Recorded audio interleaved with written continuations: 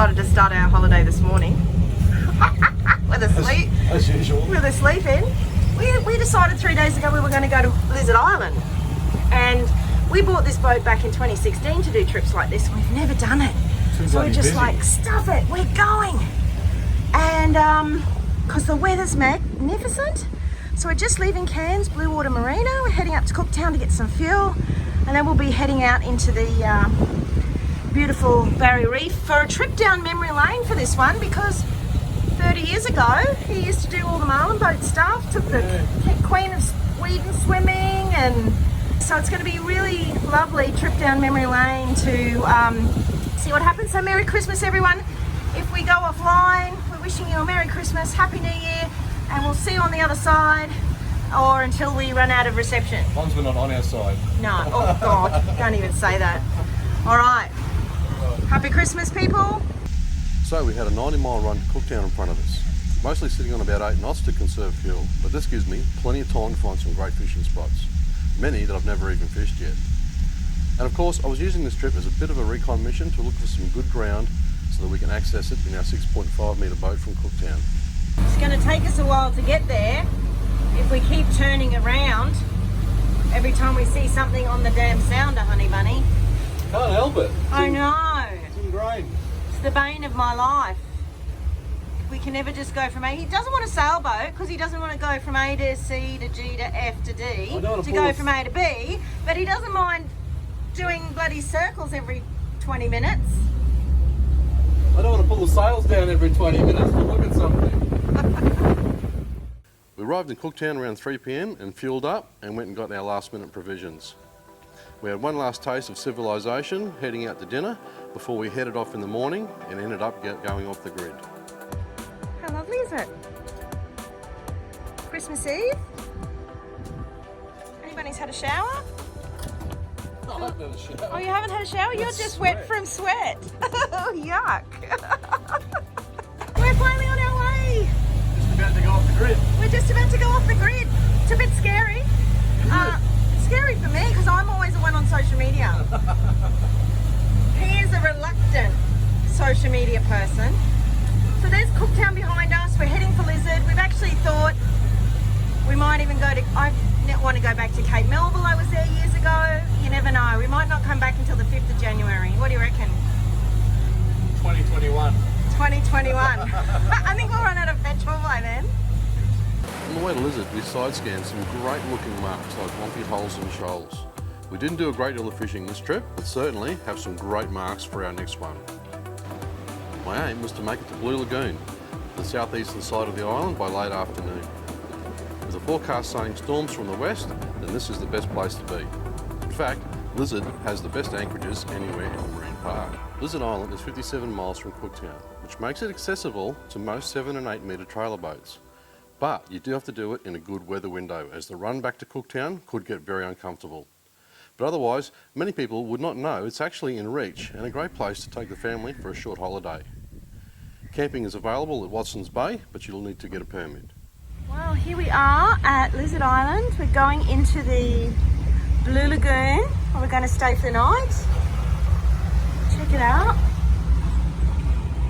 How fabulous is it? So good. I can't wait to go for a walk on the beach and have a little swim. After we launched the tender, it was time to stretch the legs with a late afternoon stroll on the beach where the GTs were patrolling and crashing the mullet schools. It's a pity it's in the green zone, but there is plenty of good fishing to the north and to the east with numerous scattered shoals, many which aren't marked on the charts. Next day we cruised out past the top of number 10 ribbon to get some 1,000 metre sounder recordings to use in our sounder courses, and then we planned to check out the cod hole and see how it had changed since I was last here. Well, the plan was we were going to get in the water and swim here at the Blue Hole because of the big cod that Ryan used to feed when he was a young tacker, the cod hole. Except we pulled up and there's just sharks everywhere. And yeah. And I mean, if they're little reefies, wouldn't be so bad. But that one of them's got like those fins. Hey, Yeah, it's two bull a sharks. bull shark. So I don't think I want to get in now, sadly. And look at the thunderstorm coming. Yeah. We can hear the... Let's just have a quick fish feed and get out of here. All right. Well, it had certainly changed, though I did not see one cod, no wrasse, no trout or spangled emperor. The only things that came round for a look was a giant school of red bass and numerous reef sharks, with the odd bull shark hanging out wider. It was very disappointing, and I was later on to find out that the area had been poached some 10 years or more previous. I think it would take a lifetime to replenish. So, with the approaching storms, we're on our way back in again to look for cover. So, we just went to go swimming at Blue Lagoon with the potato cod, but there were none. Only sharks, so we didn't get in. Well, we never used to see sharks there. Yeah. I reckon the sharks have moved in, the cod have moved out. Yeah. I'll have to ask someone at the island to see what's happened there. We'll go there on Friday. Yeah. And now we've got a big storm coming, so we were going to mosey on back really slowly, but luckily we've got 1100 horsepower and we're going to mooch back into the lagoon and batten down for the night. The following morning, after a night full of storms, we moved around to Watson's Bay on the other side, as the weather was due to swing around and the storms were going to start to back off. Thoughts around the corner, honey? Yeah, it's 2 more points around yet. I'm going to try and get back there for dinner if there's no storms. If there's storms, we'll have to go back into the lagoon. Hey. Yeah. If thunderstorms, we're back to the Blue Lagoon again. When we pulled up, we were greeted by a few new friends in the way of a big Chinaman and a GT. They were pretty friendly chaps and didn't mind sharing my pillies. It was so good to see this, and if you had your kids up there, they would get a great kick out of it, feeding wild but tame fish. He's really friendly. We've been feeding him by hand with Mr. Chinaman. And the Spanglies in here. Spanglies. Oh, Maddie. Batty. And there, look, Doodle, and a big GT. We've got him going through. He went silver last night, and now he's black again. He was black when we arrived, and then he went silver, and now... But they are... Yeah, how big is the GT, do you reckon, honey? Oh, I know, he's about 14 kilos or something. Yeah, he's pretty big. The Chinaman's really friendly. He comes up and takes food out of your hand. He's about 8-9 kilos. How cool is it?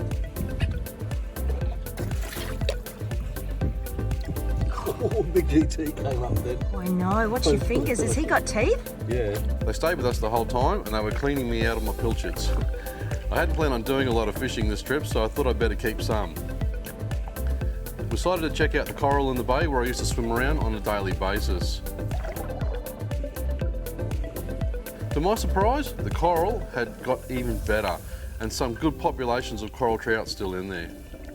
The soft corals and clams were outstanding and was the best coral we had seen all trip. It was so good to see the place looking so well after recent cyclones the previous few years.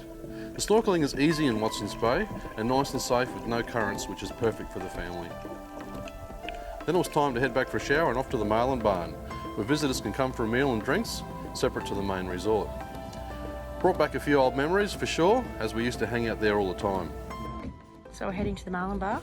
Yep. When was the last time you were there?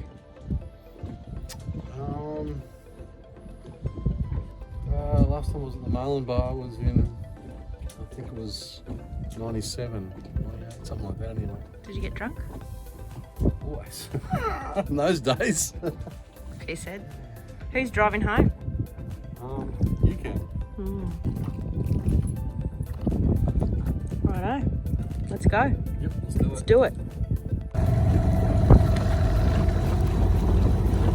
Bye, Mood Swings. Off to Lizard. How good, baby?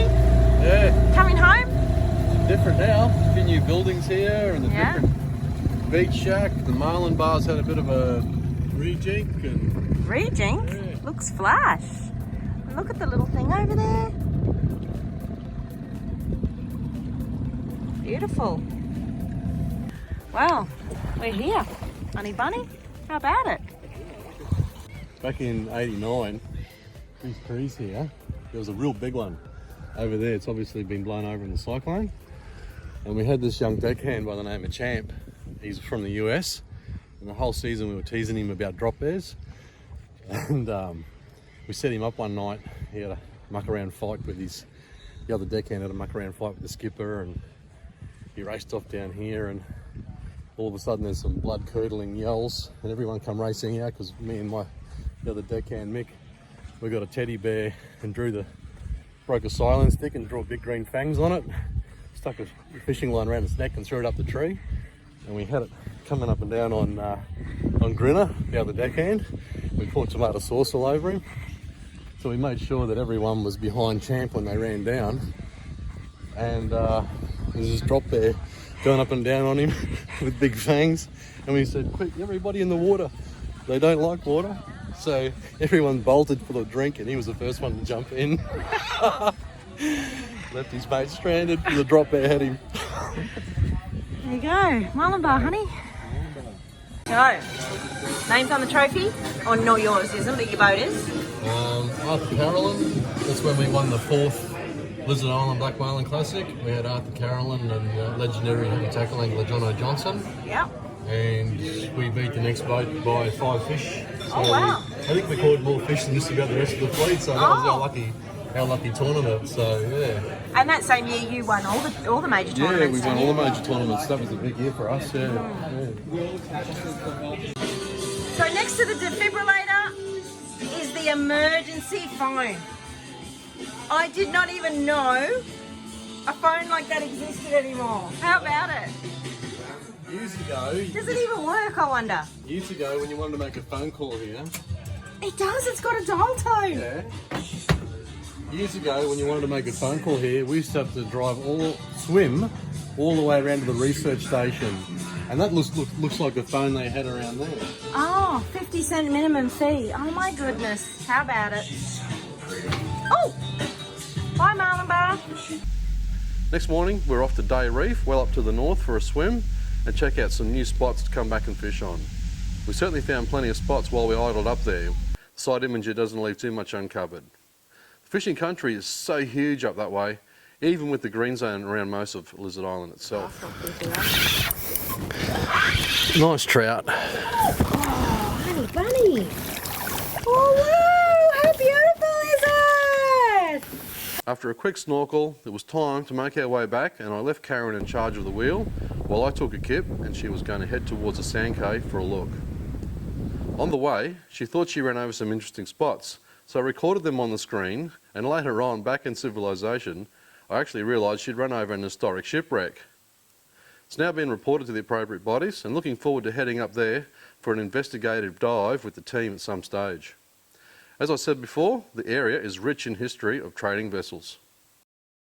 Now there's one thing on the must-do list that you should be doing if you come to Lizard, and that is going up to Cook's Look. Hey, money. Yes. You are going to walk up a hill today. Mountain, giant mountain. Cook's Look. Oh, look at that, pretty sun. That's where we're going, up the top of there, where Captain Cook found his way out of the Barrier Reef after he ran the Endeavour aground. Yep. And you've walked it 30 years ago. He had one too many beers that day. Ryan walked it 30 years ago, took him 45 minutes. So the time starts now. And actually, the first time I walked it was with Sally Jennings from Creek to Coast. So g'day, Sal, if you're watching. Because you helped her catch her first marlin, didn't you? Yeah, she did. Yeah, we did. Yeah. All right, so we're going to walk up the hill today. Yep. And because we need phone reception because our satellite phone died. And one of the motors is playing up. We got the desalinator working. Hey, B-O-T-T this one. To bring out another 10,000. So we don't have full power. So if we go somewhere, we need to know that we can get there safely, slowly. And 20 knots. Yeah, well, we can still do 20 knots. But yeah, so we're going up to check out the weather. Otherwise, we would be sleeping right now. Okay, and so we begin. Oh, God, it's a bit of a... Here we are, halfway up Cook's Look. We are coming up here to talk to you. and to work out the weather. Lizard Island Lagoon behind us, isn't it magnificent? And lucky it's overcast. Ryan walked up here for the first 30 years ago. In 45 minutes, I think we've been going for at least an hour and a bit now. And we're halfway up. So things have changed in 30 years. It's called age. Is that? See you at the top. Yes. Mood Swings is down there in the lagoon. or the bay underneath that rainbow. As Ben said, it's not the pot of gold that you get money out of, it's the pot of gold that you pour money into. Hey? Too true. Too true. We are at the top of Cook's Lookout. How amazing is it? You get to have a look out over where Captain Cook navigated his way out through the northern ribbons. You can see the entrances and the reefs out there, and the view up there is spectacular and makes for some great panoramics, so don't forget to take your camera. Take plenty of water with you, especially if you're doing it in the summer months.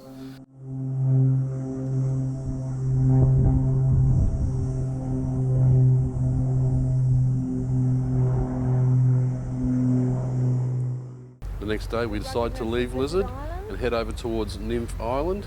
This is an area around about 6 miles inside of Lizard, where it's a big mangrove lagoon. It used to be full of mud crabs, so we're going to go and check that out today, and then start making our way south after that. Today we're exploring Nymph Island. Yes. With our lovely friends from Salts that we met a couple of days ago, who Sam is actually a Barra Basic student, would you believe? So we're at Nymph Island. It's it's a green zone, and there's a little lagoon, and we're going to go in and explore. Yay! So we're going into the lagoon. Tide's coming in, thank goodness, because it's a bit shallow. Lucky we've got little shallow drafted boats.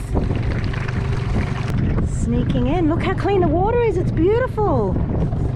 It's really clean and clear. Bit of current coming in here. We might have to walk, baby. Oh, up here we'll go. We'll just park Up the here. boats. Park the boats up there. Okay. Oh wow! Big shark, is it? Yeah. Hey fella, he's going to come back and say g'day. There's all sorts of things there. Hey, Whoa! boat. Did he hit the boat as he went under it? Yeah. So, it used to be full of seagrass, this little lagoon? Yeah. Well, we haven't got out there yet, but it's used to be a lot of seagrass in here, and I can't see any. there wasn't much mud. You could always walk around with a good platform under your feet, so it's changed a little bit. He just got bogged in the mud, it was too funny. I didn't have the camera going though. Sorry people. It had a mangrove lagoon inside it, fed by a small channel. We used to head over there to catch a few big muddies and take them back to Lizard for a feast. There was a big population of crabs back in there back then, but to our surprise we only saw a couple of smaller ones. It's been a green zone since 2006, so it was a little surprising. But it's not all that far out off the coast, so it could have become an easy target for poachers. After further exploring the island on the following morning, we decided to head off towards Cape Flattery for the start of our return trip. It was only a 20-mile run, so we cruised over slowly, finding some great spots on the way. The wonky holes are endless up here if you know where to look. Cape Flattery is the world's largest silica mine and is the world's biggest sand manufacturer. Founded in 1967, it has a deep water jetty that was brought into operation, and it's right up against the coastline where they bring these large ships into. The mine also employs around about 90 people. Behind the cape itself lies an extensive headland that shows plenty of promise for some great lure fishing. Here we are at Cape Flattery. Just having a little flick. He hasn't been fishing because we've been anchored in green zones for the last week. Oh, there's a bit of something happening over there. Oop. The terns have been diving on his thing. And look, it's magic. Lots of campers over on the beach, lighting their little fires. Oh. And it's a lovely end to a beautiful day. It also has a great anchorage from any easterly wind. At the end of the headland lies a beautiful little beach to stretch your legs on. Our morning beach work with the girls. We're on Cape Flattery, miles from nowhere, and it is fantastic. Very well travelled little puppers. Big scary one.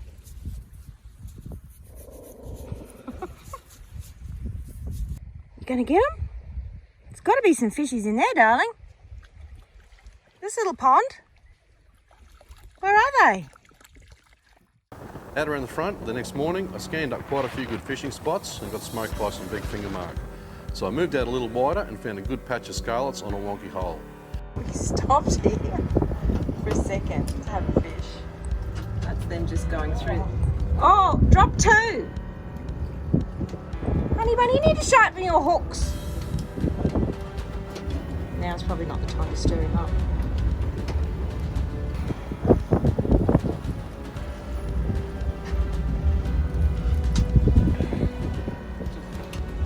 Oh, he's giving you a bit of curry.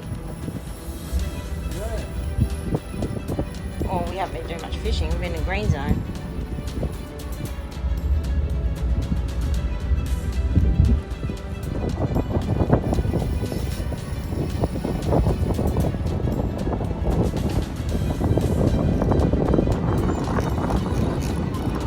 Like catching big fish on barramundi here. You're a little bit undergunned, are you? Just a little bit. Yeah, definitely undergunned.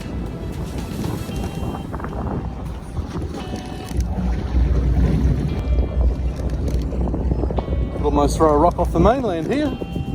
Shh. Oops. Get the background in here.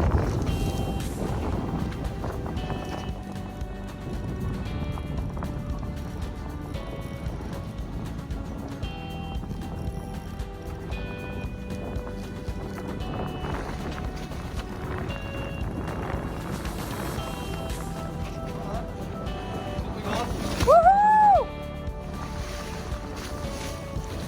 Oh my god, honey bunny, it's huge!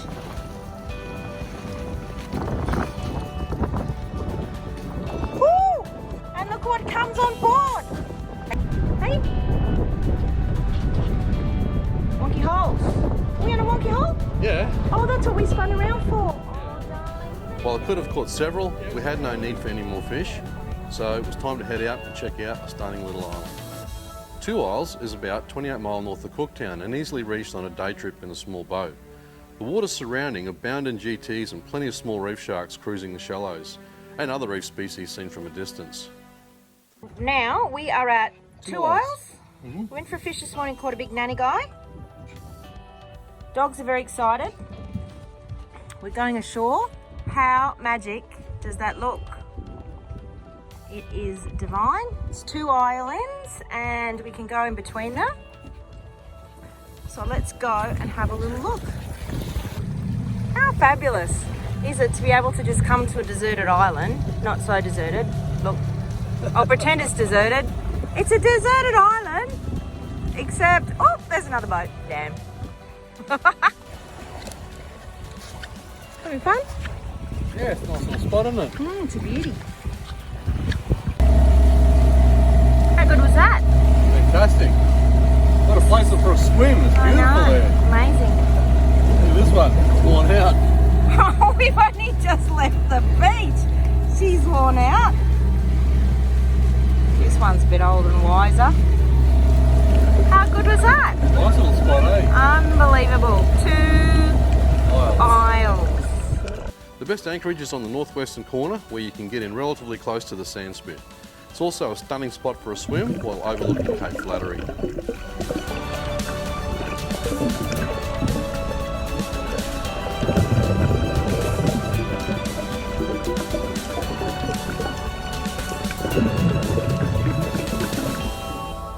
With the weather expected to deteriorate overnight, it was time to get into Cape Bedford before dark and camp the night there before making our way back to Cooktown the following day. This is the first bad weather we've had the entire trip, and we've just had a lovely day at the Sand Cave, and now we're escaping the change that's come through. We're going to go and hide behind Cape Bedford and have a little explore over there, and head back to Cooktown tomorrow. But yeah, first bit of crappy weather the whole trip. We've been really lucky.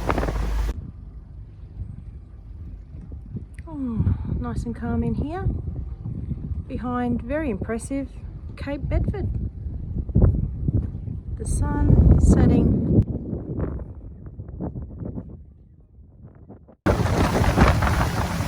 Hey, honey.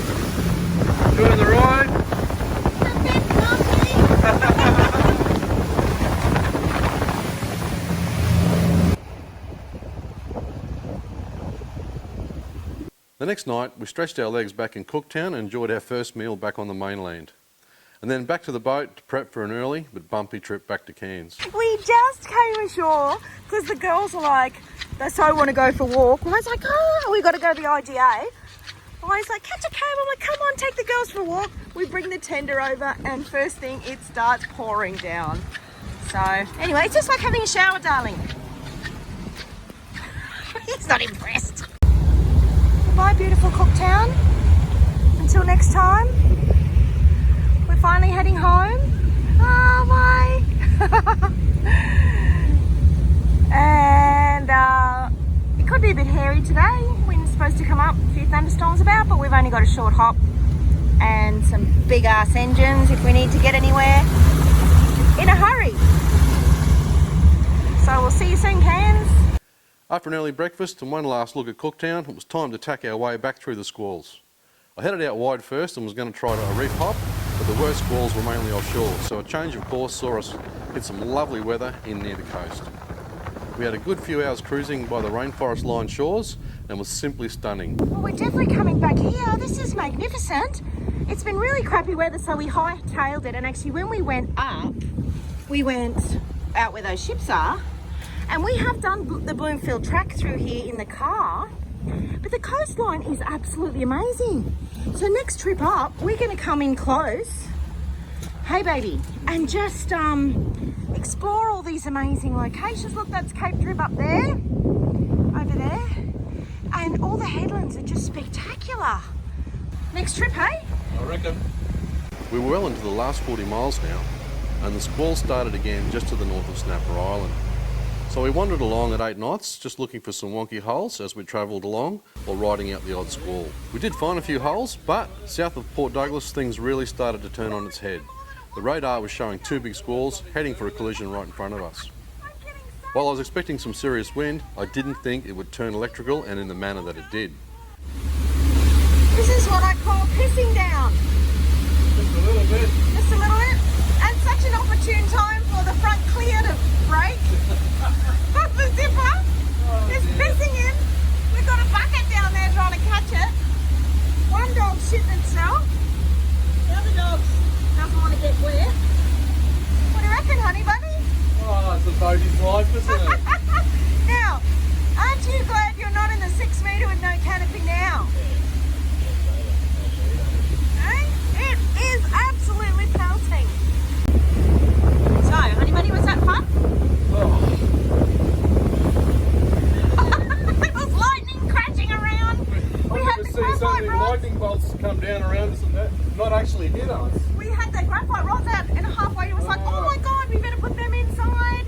Then everything started leaking. The dogs were packing it, except Roxy. She was like barking at all the lightning and thunder. Gracie was shitting herself. The zipper broke. Oh, hey, that's the best storm I've been in at sea for 20 years. It was a beauty.